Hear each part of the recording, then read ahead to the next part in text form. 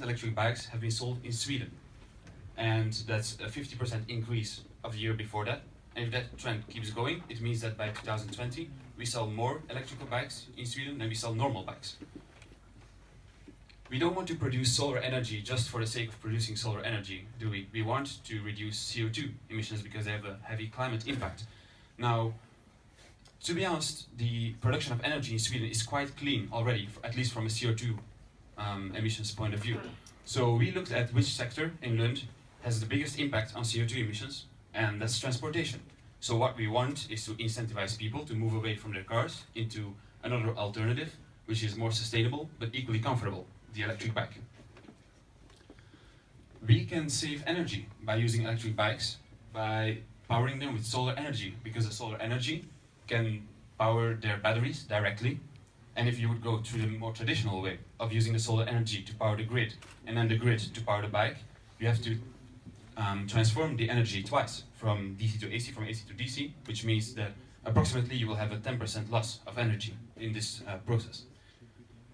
Do you have to charge while the sun is shining? No, the bike charging stations have batteries, so they can keep the energy during the day and they can give it to you at night.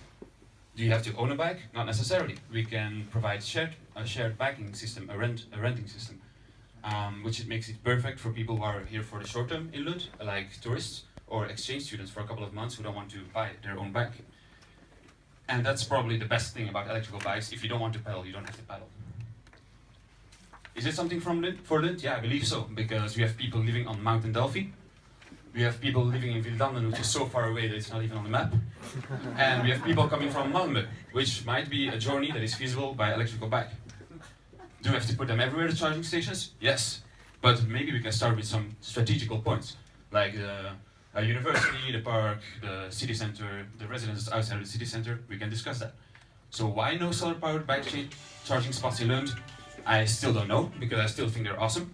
And they could look like this, in a city that wants to be a pioneer in sustainability, that wants to increase solar power production, that wants to cut CO2 emissions, and it could be a beautiful collaborations between different service providing institutions within the city. Thank you very much for your attention. Great job. All right.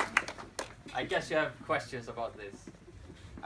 It was a teamwork, so it would make sense that also the team can take questions. But Sure. Just me? Come on up. Come on. But your 4 minutes are already started. So take the we can question.